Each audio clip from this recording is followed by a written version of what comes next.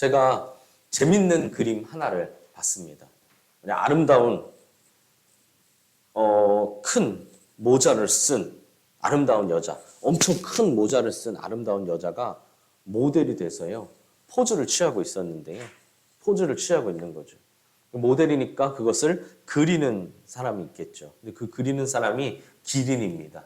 그래서 기린이 이 모델을 보고 여기 앞에 서 있거든요. 저기 앞에쯤 서 있겠죠. 그죠? 그 모델을 보고 자기 캔버스에다가 그림을 그리고 있는데요.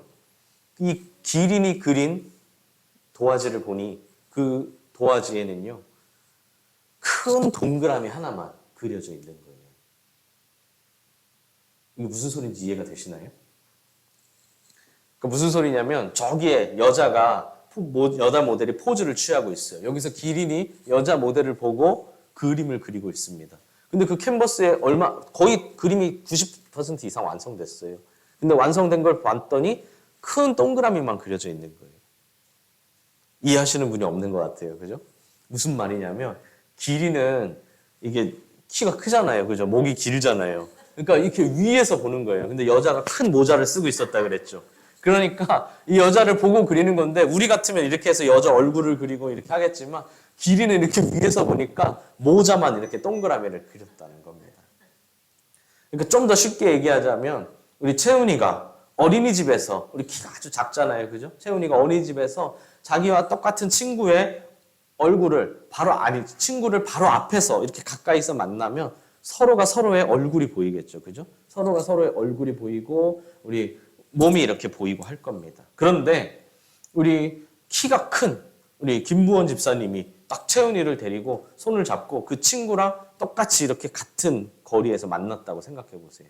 그럼 그 아이의 얼굴이 보이지 않겠죠. 그죠? 얼굴이 보이지 않고 이 머리 위에만 보이는 겁니다. 왜 그렇죠? 서로의 높이가 다르기 때문입니다.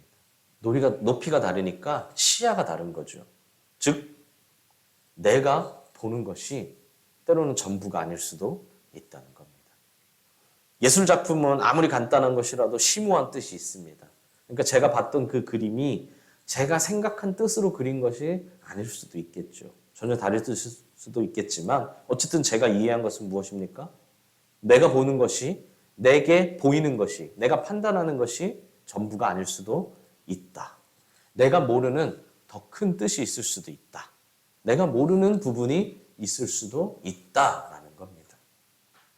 오늘 본문을 보면 기드온은 300명의 용사에게 한 명도 빠짐없이 300명 전부 다 나팔과 빈 항아리 그리고 횃불을 들게 합니다.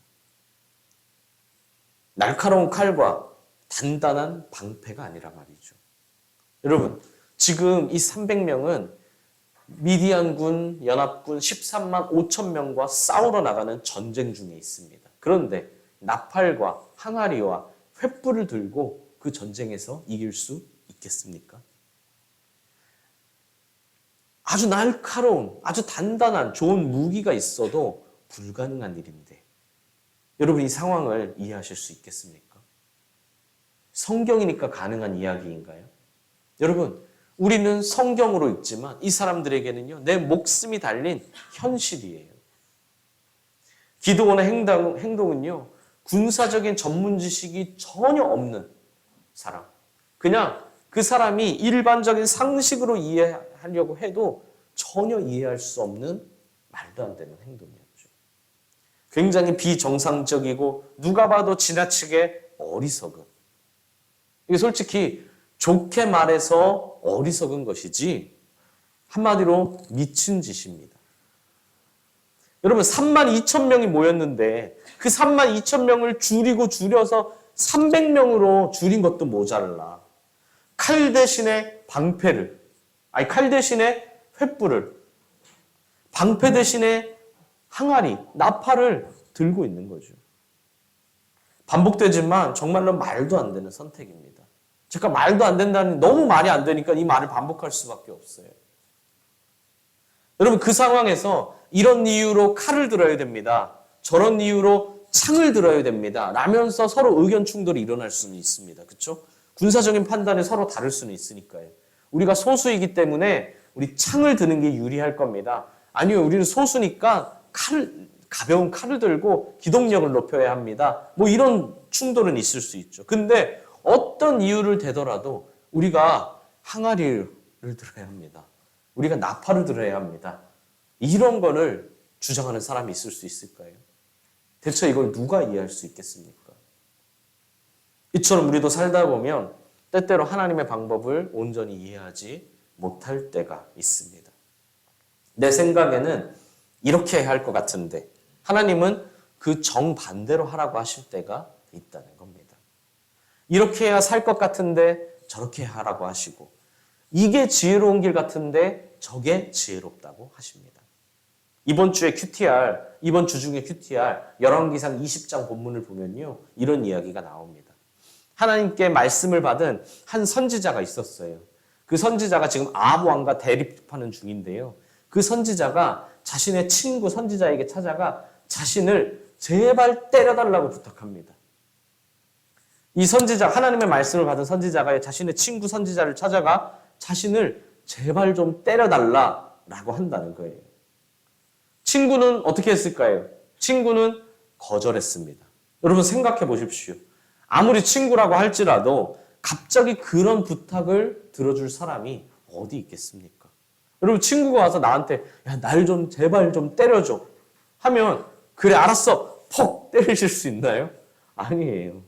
근데 그 때려달라고 부탁한 선지자가 이렇게 말합니다. 네가 하나님의 말씀을 듣지 않았다. 네가 나를 떠나갈 때 사자가 널 죽이리라. 그리고 진짜 그렇게 됐어요. 사자한테 죽었습니다. 그러고 나서 이 선지자는요. 또 다른 사람을 찾아가서요. 또 말합니다. 또 자신을 제발 때려달라고 말이죠. 이번엔 어떻게 됐을까요? 이번에 그 부탁을 받은 사람은요.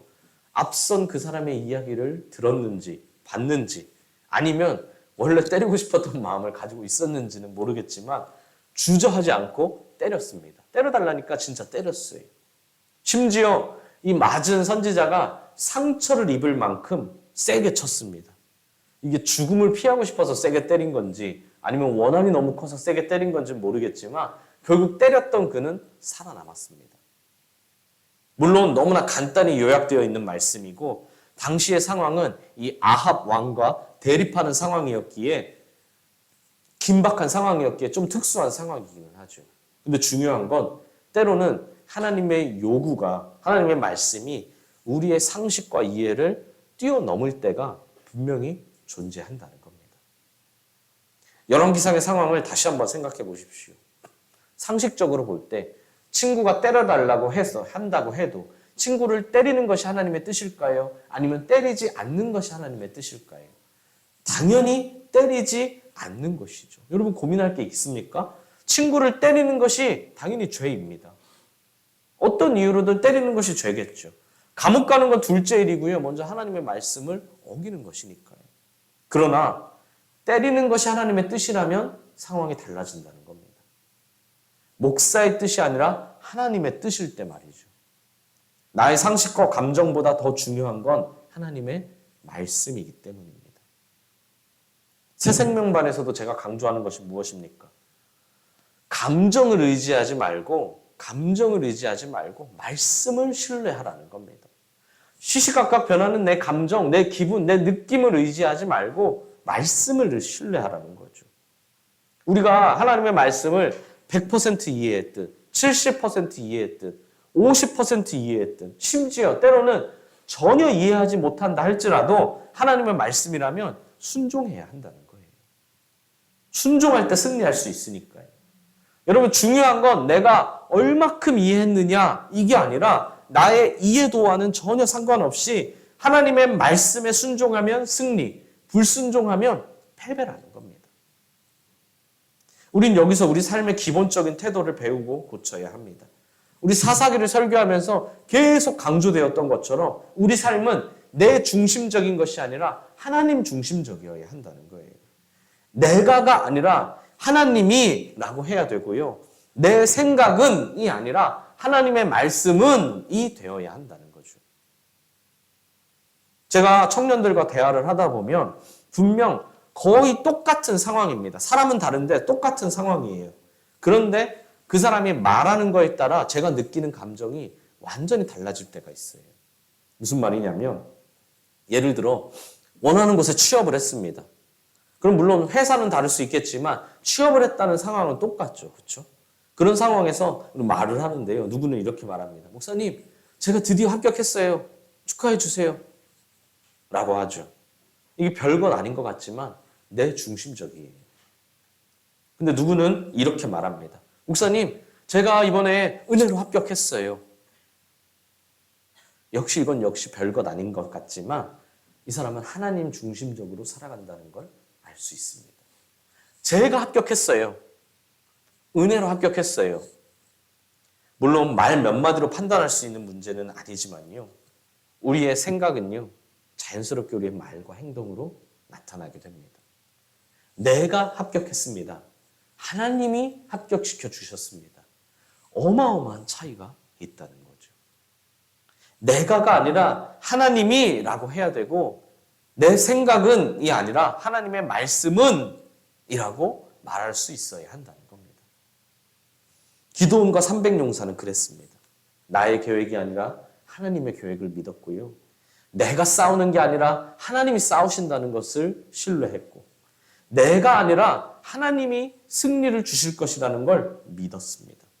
그렇기에 말도 안 되는 말씀에도 군소리 하나 없이 순종했죠. 용사가 괜히 용사가 아니었던 겁니다. 여러분 누가 용사입니까? 누가 진짜 용사입니까? 말씀대로 순종하는 사람이 용사라는 거죠. 전쟁터에 나팔과 항아리를 들고 싸우는 건 미친 짓입니다. 여러분 이렇게 미친 짓을 하는 사람을 뭐라고 부릅니까?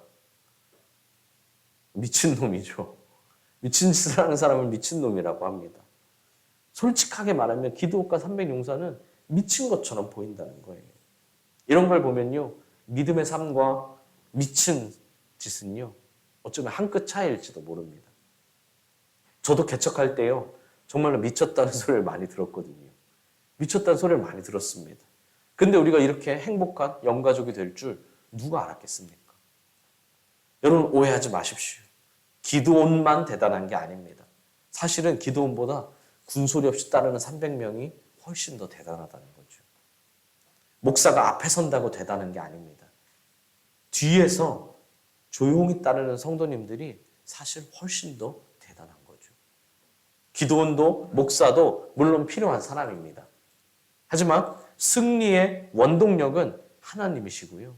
사실은 그 승리의 핵심 조력자는 기드온 뒤에 있었던 300명, 목사 뒤에 있는 성도님들이라는 거죠. 다만 꼭 명심해야 합니다.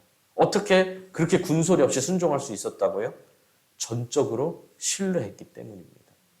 아무리 거세게 흔들리는 흔들다리 위에 있다 할지라도 내가 혹시 이곳에서 이게 다리가 끊어져 혹은 위험하게 된다 할지라도 하나님은 반드시 구해주신다는 확신이 있어야 한다는 거죠. 전적으로 신뢰할 때 두려워하지 않을 수 있기 때문입니다. 또 하나 명심할 게 있습니다. 17절 보십시오. 17절은 이렇게 말합니다. 너희는 나만 보고 내가 하는 대로 하되 내가 하는 대로 너희도 그리하여 라고 합니다. 여러분 무엇을 할 수 있습니까? 온전한 승리를 위해선 우리 서로 한 마음과 한 뜻이 되어야 한다는 겁니다. 온전한 승리를 위해서는 서로 한 마음과 한 뜻이 되어야 해요. 영가족 공동체는요. 서로 한 마음이 되지 않으면 아무것도 할 수가 없습니다. 아무것도 할 수 없다는 말이 진짜 아무것도 못하고 석상처럼 가만히 있는다는 말은 아니에요. 결국 교회는요. 움직입니다. 누군가의 뜻대로 움직이고 활동합니다. 하지만 한 마음이 되지 않으면 움직이긴 하지만 뭔가 하긴 하지만 하나님의 뜻대로 할 수는 없어요. 하나님의 뜻대로 하는 것은 영가족이 한 마음이 됐을 때에만 가능하기 때문이죠. 움직이는 누군가의 뜻대로 할 뿐인 겁니다. 누군가 순종하지 않고 제멋대로 행동하면 결국 그 공동체는 실패할 수밖에 없습니다. 두려워서 나팔을 잡으라고 했는데 나팔이 아니라 나팔을 내려놓고 칼을 잡는다든가 아니면 나만의 기발한 계획이 있어 나만의 기똥찬 계획이 있어 하면서 항아리를 내려놓고 창이나 방패를 잡는다면 결국 전체가 실패할 수밖에 없다는 거죠. 영가족 공동체는 하나이기 때문입니다. 옆 사람에게 말씀해 주십시오. 우린 한 가족입니다. 그러므로 무엇으로 하나가 되어야 합니까? 주님의 마음으로. 주님이 보여주신 대로 한 마음이 되어야 되죠. 주님이 행하신 대로 행해야 한다는 겁니다. 그래서 바울은 고린도전서 11장 1절에서 내가 그리스도를 본받는 것 같이 너희는 나를 본받는 자가 되라 라고 합니다. 결국 그리스도를 다 본받아야 한다는 거죠. 예수님의 마음으로 한 마음이 되자는 겁니다. 예수님이 행하신 대로 행하자는 거죠. 예수님이 세상을 사랑하신 것처럼 우리도 서로를 사랑하고요. 예수님이 우리를 위해 수고하고 섬기신 것처럼 우리도 서로를 위해 수고하고 헌신하고 땀 흘리기를 주저하지 않고요. 예수님이 우리를 위해 눈물을 흘리고 기도하셨던 것처럼 우리도 서로를 위해 눈물로 기도해 줄 수 있어야 한다는 겁니다. 그리고 마침내 어떻게 해요? 우리를 위해 예수님이 자신의 생명까지도 아끼지 않으셨던 것처럼 우리도 서로를 위해 자신을 기꺼이 희생할 줄 알아야 합니다. 이게 늘 승리하는 삶을 살 수 있는 비결이죠. 여러분, 그런데 예수님은 어떠셨습니까? 이렇게 늘 한없이 낮춰주셨지만 예수님은 단 한 번도 패배하지 않으셨어요. 단 한 번도 패배치 않으셨습니다. 세상 그 무엇 앞에서도 승리하셨죠. 그렇다면 우리도 마찬가지라는 겁니다. 예수님처럼 살면, 예수님이 행하신 대로 행하면, 예수님처럼 낮아지고 희생하면, 섬기면 우리도 패배하지 않는다는 거죠. 사랑하는 수원동일교회 성도 여러분, 중간지대는 없습니다. 우리 지난주에 큐티했던 열왕기상 18장을 보십시오. 이스라엘 백성 앞에 홀로 남은 하나님의 선지자 엘리야. 하나님의 선지자, 하나님을 믿고 따르는 사람은 한 사람 남았어요. 엘리야 한 사람. 그리고 그 반대편에는 하나님을 버린 바알 선지자 450명이 있었습니다. 여러분, 누구를 해야 합니까? 그 앞에 이 한 명과 바알 선지자들 앞에 백성들이 모여 있었거든요. 아합 왕과 이세벨 왕비도요. 이 수많은 백성들이 모여 있었어요. 이 백성들이 누구를 선택해야 합니까? 당연히 주저없이 하나님의 편에 서야 되죠. 하나님의 편에 서는 것이 당연합니다. 그런데 이 백성들은요, 누구도 선택하지 못합니다. 그냥 주저하고 망설이고 있습니다. 엘리야를 선택하자니 바알 선지자를 지지하는 아합 왕과 이세벨이 너무나 두려웠어요. 바알 선지자들을 선택하자니 그나마 내 마음 깊은 곳에 남아있는 이 마지막 신앙의 조그만 그 양심이 차마 바알 선지자는 선택하지 못하게 만들었어요. 엘리야가 보고 있으니까요. 이러지도 못하고 저러지도 못하고 머뭇거리고 있었다는 거예요. 이것도 아니고 저것도 아니고. 믿음을 선택한 것도 아니지만 믿음을 딱히 버렸다고도 할 수 없는 그 애매한 곳에 그들은 서 있었습니다. 아마 백성들은 이렇게 생각했을 겁니다.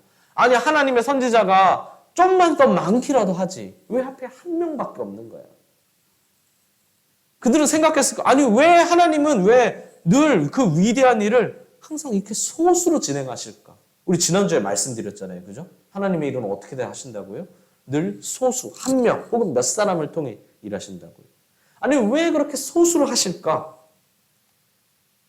백성들은 생각했어요. 아니, 적어도 이 우상 섬기는 자들만큼이라도 좀 크고 더 많고 더 힘이 있으면 내가 얼마든지 하나님을 선택할 수 있을 텐데 라고 생각하면서 머뭇거렸습니다.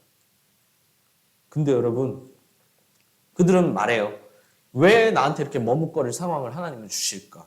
아니, 왜 언제 하나님께 내가 다시 돌아가는 게 좋은 선택일까? 좋은 판단일까? 한번 고민하고 걱정하죠. 여러분, 대체 우리는 누구를 믿고 있습니까? 누구를 의지하고 있습니까? 숫자인가요? 크기인가요? 힘과 능력인가요? 아니, 하나님의 편이 좀만 더 크고 좀만 더 많고 좀만 더 셌으면 내가 하나님을 선택할 수 있겠다라고 말하는 것은요, 결국 내가 믿고 의지하는 것들이 그런 것들이라는 겁니다. 결국 많아야 선택할 수 있고 세야 선택할 수 있고 좋아 보여야 선택할 수 있고 하나님을 선택하는 게 아니라 결국 그걸 선택하는 것이죠. 그래서 머뭇거리는 우리에게 어정쩡하게 서 있는 우리에게 하나님은 말씀하시는 겁니다. 뭐라고요? 중간지대는 없다고요. 여러분, 중간지대는 없습니다. 중간지대, 회색지대, 뭘 선택할지, 여기로 갈지 저기로 갈지 간 보면서 기다릴 수 있는 곳, 그런 곳은 없어요. 여러분, 어둠과 빛이 공존할 수 있습니까? 어둠과 빛이 공존할 수 있어요? 없습니다. 빛이 없으면 어둠이고 빛이 있으면 빛이 되는 거죠. 밝아지는 거죠. 여러분, 형광등을 켰는데 어두울 수 있습니까? 형광등을 켰는데 이 조명을 딱 켰는데 여기가 깜깜할 수 있어요? 그럴 수 없죠. 켰는데 깜깜하려면 뭡니까? 형광등이 죽었거나 등이 죽었거나 그래야 되는 거죠. 하나님과 바알을 둘 다 섬길 수는 없습니다. 중간지대는 없다는 거예요. 순종하는 거 아니면 불순종이지 순종과 불순종의 가운데는 없습니다. 그렇기 때문에 내가 잠시 순종을 미루겠습니다. 순종을 미루는 건 역시 불순종이에요. 머뭇거린다는 건 결국 바알을 믿는다는 거니까요. 엘리야는 말합니다. 백성들에게 뭐라고요? 너희가 언제까지 둘 사이에서 머뭇머뭇하겠느냐? 너희가 대체 언제까지 머뭇머뭇할 거냐? 여러분, 두 마리 토끼를 잡을 수는 없어요. 두 마리를 잡으려다 두 마리 다 놓치는 것이 당연한 일입니다. 저도 하나 고백하면요. 저도 최근에 고민했던 일이 있습니다. 분명히 저한테 굉장히 이득이 되는 일이었어요. 제가 그걸 선택하면 분명히 저한테 물질적인 이득이 분명히 되는 일입니다. 제가 살면서 앞으로 살아가면서 이런 기회가, 이런 찬스가 또 있을까? 할 수 있는 기회였어요. 그러나 진짜 고민했어요, 저도요. 진짜 고민했습니다. 굉장히 고민했어요. 그러나 두 마리 토끼는 잡을 수 없겠다라고 결론을 내렸습니다. 그래서 결국 과감히 포기했습니다. 두 마리 토끼를 잡으려다 둘 다 놓치니까요. 고민할 때는 어떻습니까? 고민할 때는 어때요? 얼마든지 다 잡을 수 있을 것 같습니다. 이것도 잡고 저것도 잡을 수 있을 것 같아요. 조금 힘들 뿐이지, 지금보다 조금 어려워질 뿐이지 나는 분명히 둘 다 할 수 있어. 조금만 더 시간 내면 되지. 조금만 더 힘들면 되지. 조금만 더 내가 투자하면 되지. 다 자네낼 수 있을 것 같습니다. 그런데 언제 깨닫죠? 결국 둘 다 놓친 다음에 깨닫습니다. 둘 다 놓친 다음에. 저도요, 생각했어요. 그런 물질적인 것을 선택할 기회가 있을 때 저도 생각했습니다. 이게 처음에는 하나님의 뜻 같았어요. 아, 이게 하나님의 뜻인가 보다. 이런 기회를 괜히 주실 리가 없지. 이런 기회를 괜히 붙잡게 하실 리가 없지. 그래, 우리 교회가 어려운데 이렇게라도 하면 도움이 되지 않을까? 그런데요, 목사도 착각하는 거예요. 목사도 착각할 수 있어요. 제 욕심이었던 거죠. 근데 포기하고 나니 어떻습니까? 포기하고 나니까 시원한 겁니다. 포기하고 나니까 시원해요. 포기하고 나니까 내가 무엇을 선택해야 될지 뚜렷이 보입니다. 포기하고 나니까 내가 앞으로 가야 될 길도 뚜렷하게 보이죠. 어떻게 하니까요? 하나님을 선택하고 나니까요.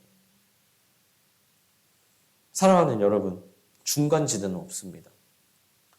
두 마리 토끼를 잡을 수는 없어요. 그러므로 우리에겐 순종밖에 없는 줄 믿습니다. 때로는 이해가 가지 않는 일이라고 할지라도 말입니다. 당장은 내 뜻대로 하는 게 좋아 보이고 실제로 그렇게 하는 게 나한테 더 좋을 수도 있습니다. 그러나 끝까지 좋을 수는 없어요. 끝까지 승리할 수는 없습니다. 그건 하나님의 뜻이 아니기 때문이죠. 결국 실패하게 된다는 겁니다. 그러므로 이해가 안 돼도 순종하십시오. 베드로를 보십시오. 여러분, 베드로가 어느 날 기도를 했습니다. 기도를 하고 있는데요. 어느새 식사 때가 되었어요. 그럼 베드로도 사람이니까요. 그죠? 기도하다가 뭐 해야 됩니까? 밥 먹어야 되죠. 그죠? 밥 먹을 때가 됐어요. 근데 그때 때마침 하늘에서 음식이 내려옵니다. 하늘에서 음식이 내려와요. 진귀하고 좋은 음식이 내려올 줄 알았는데 그게 아니라 율법으로 금지된 부정한 음식이었습니다. 하나님이 먹지 말라고 하셨던 부정한 음식들이 상에 차려져서 하늘에서 내려오는 거예요. 그런데 하늘에서 소리가 납니다. 베드로야, 일어나 잡아먹어라. 베드로야, 일어나 잡아먹어라. 하나님의 음성이에요. 근데 부정한 음식을 먹으라고 하십니다. 하나님이 먹지 말라고 하신 부정한 음식이었는데 하나님의 음성은 그 음식을 먹으래요. 베드로가 어떻게 했을까요? 당연히 거부했습니다. 당연히 거부했어요. 왜요? 있을 수 없는 일이니까요. 하나님이 금지하신 일인데 그걸 하라니까 말이 안 되잖아요. 이해할 수 없는 일이니까요. 그래서 베드로가 거부했습니다. 그런데 또다시 음성이 들립니다. 하나님께서 깨끗하다고 하신 것을 네가 속되다고 하지 말라. 베드로가 어떻게 했을까요? 또 거부했습니다. 그렇게 총 3번이 있었습니다. 이게 대체 무슨 일인지 베드로의 마음이 복잡해졌죠. 근데 알고 보니 이 하나님의 말씀이 무슨 뜻이었나요? 이 하나님의 말씀은요, 그 당시에 이방인이었던 고넬료를 만나 그를 회심시키려는 하나님의 뜻이었던 겁니다. 그렇게 고넬료의 가정, 베드로가 결국은 순종했거든요. 결국은 이 순종한 베드로로 인해 고넬료의 가정은 이방인 최초의 믿는 그리스도 가정이 되었고요. 그를 중심으로 이방인 선교가 불붙듯이 일어났죠. 베드로의 감정과 생각으로는 상식으로는 이해할 수 없는 일이었지만 순종하니까 하나님의 위대한 뜻을 이루는 시작이 되었다는 겁니다. 사랑하는 성도 여러분, 제가 오늘 처음에 왜 기린 이야기를 했는지 이해가 되십니까? 우리의 시각과 하나님의 시각은 분명히 다르다는 거예요. 내가 보고 있는 것이 전부가 아닐 수 있다는 겁니다. 여러분, 내 걸 너무 믿지 마십시오. 여러분, 어린아이가 3살, 4살짜리 아이가요, 막 와서 주변을 열심히 파악합니다. 주변을 열심히 파악해요. 근데 그렇게 열심히 파악하는 것보다 부모가 그 자리에 와가지고 대충 한번 둘러보는 게 훨씬 더 자세히 파악할 수 있습니다. 왜 그렇죠? 그게 아이와 부모의 차이입니다. 하물며 하나님과 우리의 차이는요, 그거에 비할 바가 못 되는 거죠. 어마어마한 차이가 있다는 겁니다. 그런데 하나님의 뜻을 믿지 못하고 하나님의 계획과 선택을 믿지 못합니다. 그리고 하나님의 뜻을 믿지 못하고 그래놓고 믿는 것이 겨우 나의 경험과 감정이라면, 그래서 의지하는 것이 겨우 세상의 노하우와 조언이라면 여러분, 무엇을 선택하는 것이 진짜 지혜로운 일이냐는 겁니다.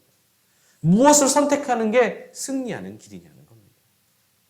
그러므로 때로는 하나님의 뜻이 이해가 안 돼도 순종하시길 바랍니다.